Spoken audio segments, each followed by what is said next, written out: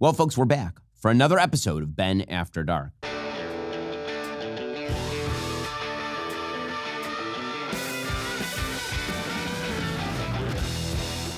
Well, we're now in week 4 of the search for Kamala Harris. She is nowhere to be found. Perhaps she's in hiding with Ellen Page. But in reality, Democrats have no choice but to hide her. After all, her economic policy positions are totally idiotic. They're so stupid. Even Joseph Stalin is like, "Jeez, lady, at least drop 5-year plan." For example, she wants price controls as a solution to inflation, which sounds awesome. In order to stop prices from going up, she's going to have the government punish the people who make things and then provide them to you.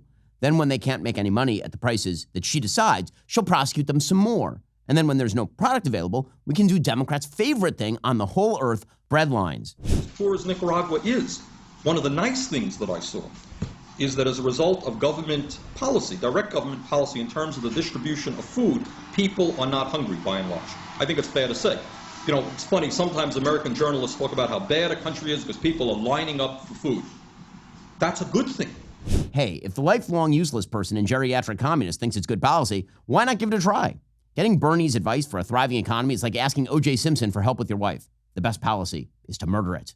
As if that weren't enough, Kamala is also proposing a $25,000 giveaway to first-time homebuyers. This is free real estate. Well, you gotta bring furniture, but the house is free. 2 bedrooms, no rugs. It's free. You unlock the door to your free house. We got you the real estate. Because when you give everybody free money, that doesn't increase the prices at all, said the person who was dropped on her head as a baby.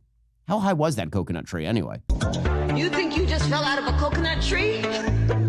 It's also worth noting we've tried this before. It turns out that giving free money to first-time home buyers without checking their credit ends in, wait for it, a housing bubble. And then when people can't pay their mortgages, the mortgages melt down. It's free real estate. And then the entire economy melts down. But apparently Kamala is like Guy Pearce in Memento. If it's not tattooed on her, she can't remember anything. You make up your own truth. Which, by the way, might also be Lauren Boebert's strategy. Give me the 90s tribal armband, but on my entire body. Sure, all these terrible socialistic policies have been tried before, and sure, they failed every single time. But wait, have these policies been tried before? Maybe they haven't. They'll probably be great. Meanwhile, the media continue to paper over Kamala's campaign failures. They're on the back end of the human centipede that is this campaign. Kamala craps out terrible policy and fake joy. The media promptly ingest it and then excrete it themselves. I know, it's a gross image. But then again, it could also be one of the after parties at the DNC. Stop being a bigot. Don't shame their kink. Don't yuck their yum. In any case, Kamala's campaign is supposedly full of joy, don't you know? So much joy. This kind of joy.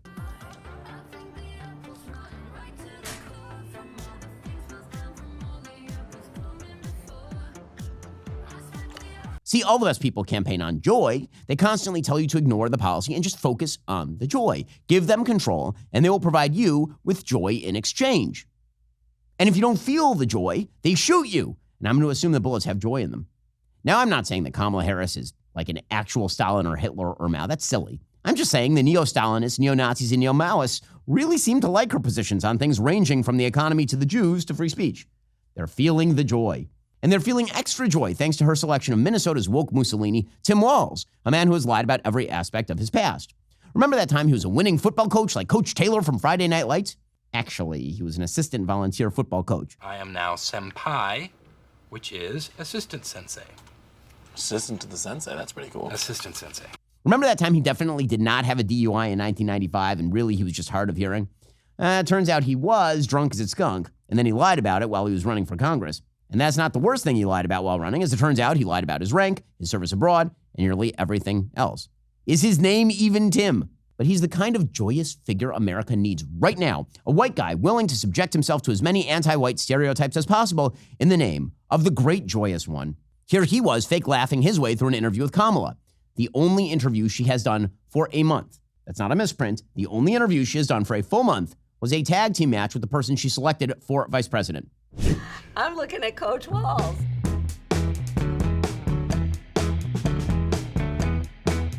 Like I have white guy tacos and What is like that? black, Like mayonnaise and tuna? What are you doing? pretty much ground beef and cheese. That's and, okay. Do you put any flavor in it? No. Oh. Here's the deal. No, they said to be careful and let her know this, that black pepper is the top of the spice level in Minnesota, you know? You know what? We've got some cantaloupes. You'll be fine. Yeah. So, It's funny, you see? Because white people, they're boring. And they like to eat white bread and tuna and mayonnaise and other white foods. Wait, what foods do black people like to eat? Shut the fuck up, you racist. Pig feet. I want some pig feet and 4 pounds of grits. And and you know what else? Give me a little Dixie cup full of lard. For the record, Europeans fought 3 centuries of wars over control of the spice route, so it turns out white people actually kind of like spices. But in the end, none of that really matters, because it's a vibes election. Don't you see vibes? Kind of like Love Island, except everybody is ugly, and you certainly won't fall in love, and the only person who gets f***ed is the taxpayer. But pay no attention to any of that. Just feel the joy, and never, never mispronounce Kamala Harris's name. And Kamala Harris, if Kamala, I were you said this will before, you Nancy. It's Kamala. You're doing this on purpose, Congresswoman. That's disrespectful. You can't expect people to respect your your service if you don't respect and walked that stage 25 years ago, she would have said it. She would have taken that achievement away from women. Oh boy. If you mispronounce Kamala, they will call you a racist, which you are, by the way. It's pronounced Kamala, not Kamala, not Kamala, not Kamala. I, Kamala Davy Harris. But as Kamala said, Kamala are here today to make a major announcement on their efforts to lower. Man, there are a lot of racists out there. Ignore it. Just keep feeling the joy.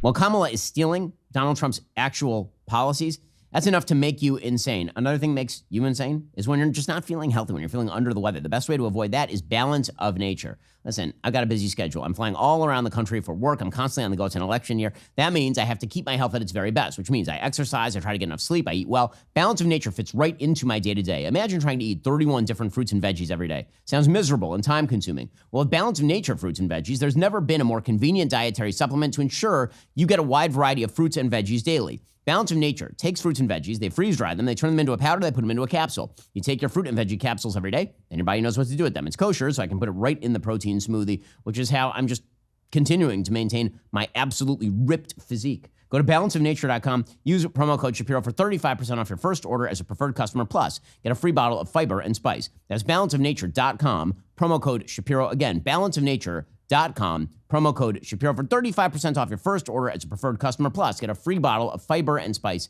That is balanceofnature.com, promo code Shapiro for 35% off your first order as a preferred customer and that free bottle of fiber and spice.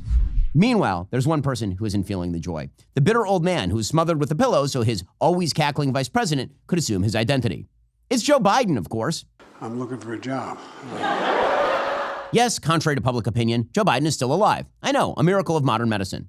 But a heartbeat is, in fact, a heartbeat. And actually, he's doing more interviews as a dead person than his vice president is as a live candidate for the highest office in the land. He's like Slimer in Ghostbusters. All Democrats want to do is capture Joe Biden and put him in cryocontainment. And like the lady Ghostbusters, they all suck at it. So the ghost of election past is wandering around telling people he's angry he was ousted from his nomination by the zombie corpse of Nancy Pelosi and the evil Wizard of Oz, Barack Obama, who never comes out from behind the curtain unless it's for a 3-picture deal at Netflix. Joe's fighting mad about it, and he won't go away. He says Kamala Harris is linked to his policies, that she won't and can't run away from them. How much does it bother you that Vice President Harris might soon, for political reasons, start to distance herself from your economic... She's not going to. You don't think she's going to? Meanwhile, here's a live shot of Kamala Harris.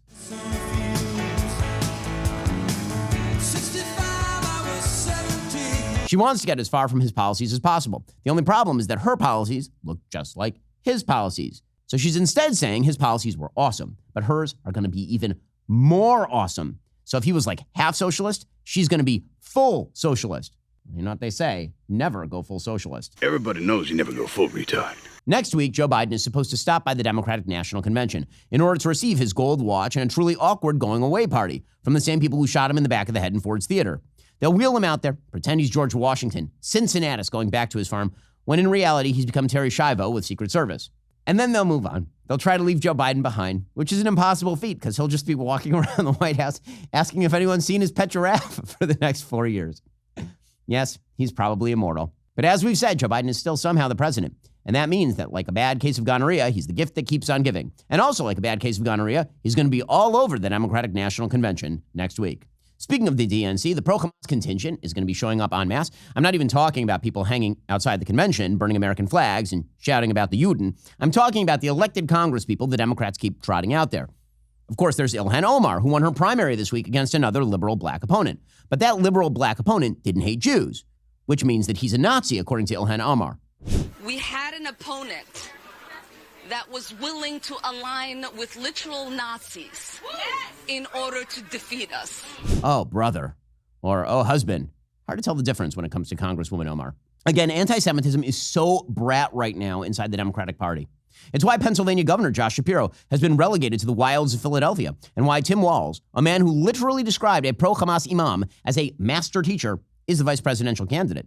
It's also why James Carville is making the rounds, accusing the Republicans of liking Jews because, get this, they're white supremacists. Let him explain. It's really about the misogyny and the racism that drives the thing, and we got to recognize that. It's not about a policy prescription.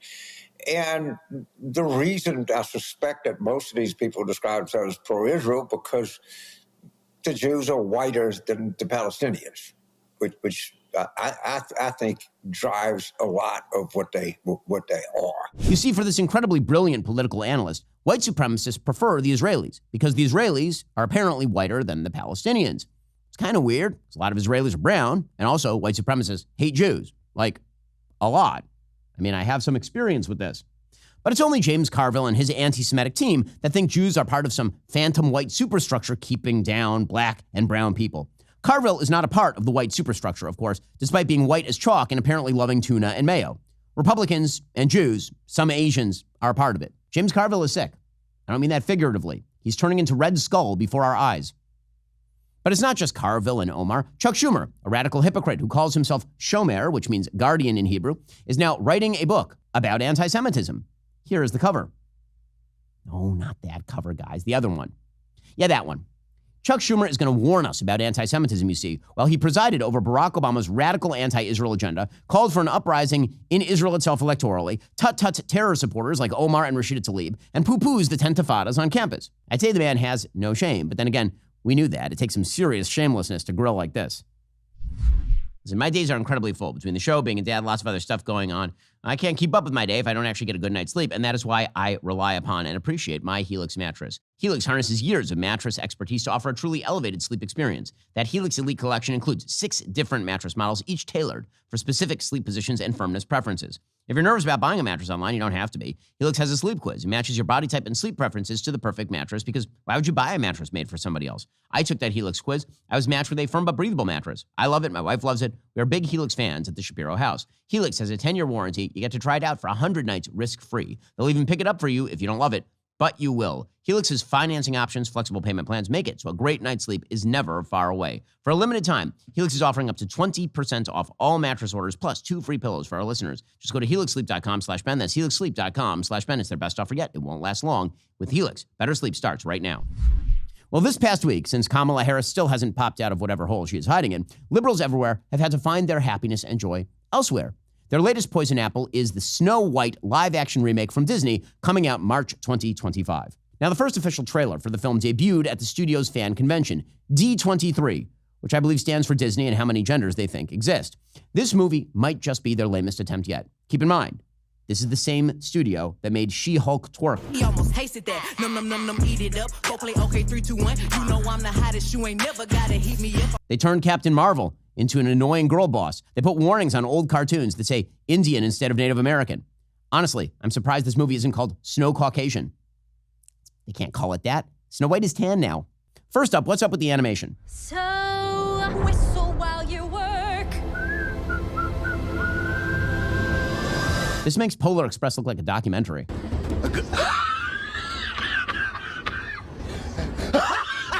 The new Snow White was slated to come out this year, but because it looked like the director walked into an effects department and said, make everyone look like an Instagrammed pumpkin latte, reshoots and delays became necessary. And now I think it's safe to say, they only somehow made it worse. Initially, the studio got backlash for announcing they wouldn't be showcasing any dwarves in Snow White and the 7 Dwarves. Originally, that makes up like half the movie, because, like Snow White and the 7 Dwarves.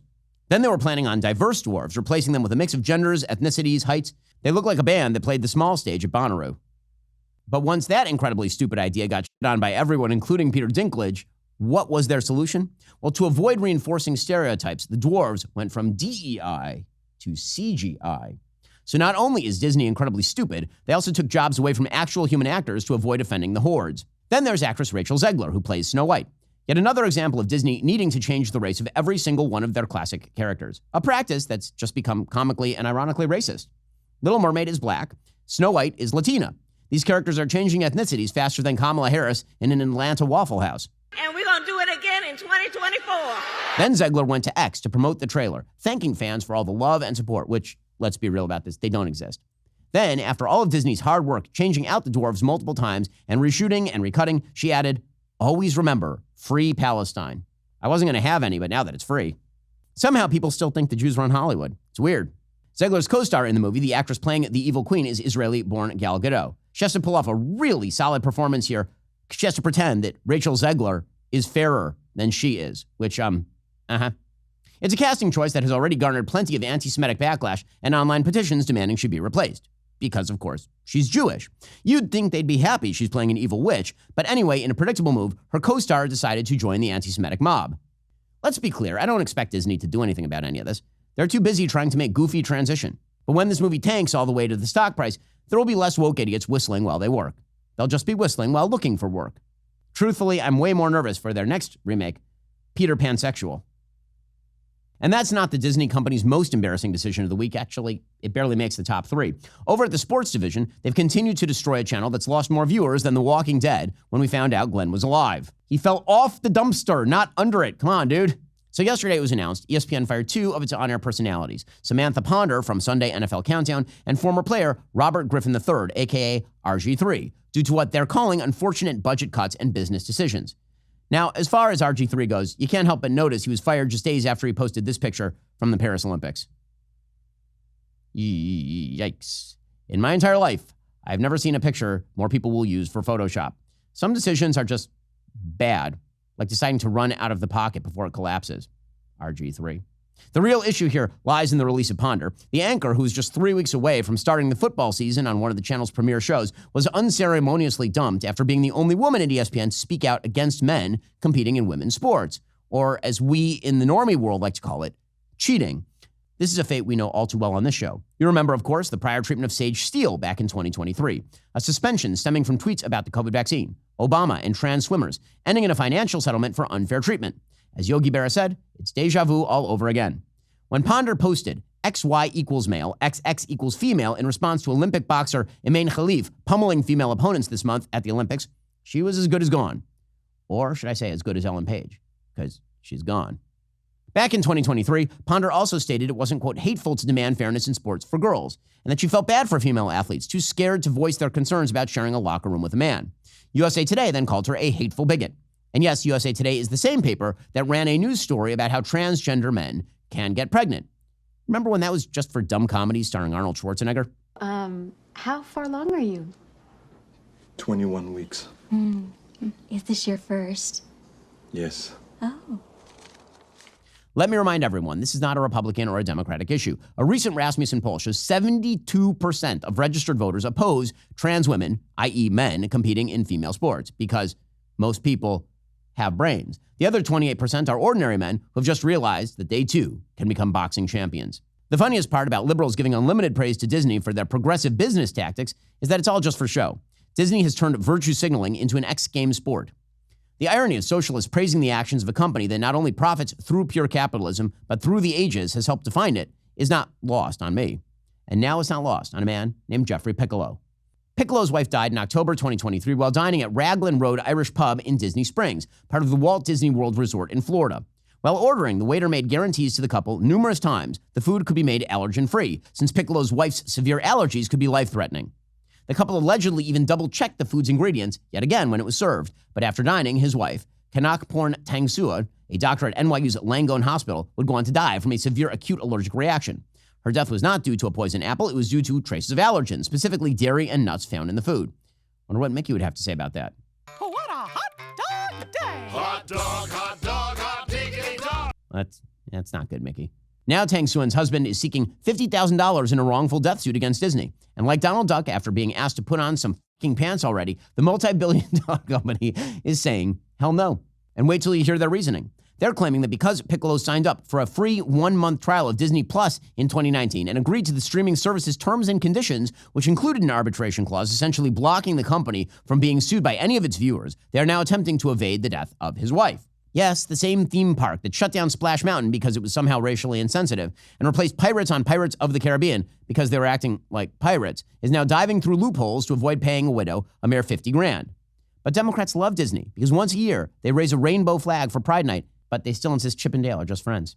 Disney probably spends $50,000 on Robert Downey Jr.'s shoelaces for Iron Man. They spend $50,000 on just throat lozenges for Tim Allen while he's recording Buzz Lightyear lines. They probably spent more than $50,000 on Jar Jar Binks' cocaine habit alone. Oh, miss, I need an apple. We think this is good stuff. And yet everyone's favorite woke cartoon company, loudly hammering us over the head with new LGBTQ plus minus divided by sign characters, will fight to not pay if they kill your loved one. They'll fight for women to get destroyed by men in sporting events. And genuinely, they will fight to stop dwarves from being cast in movies.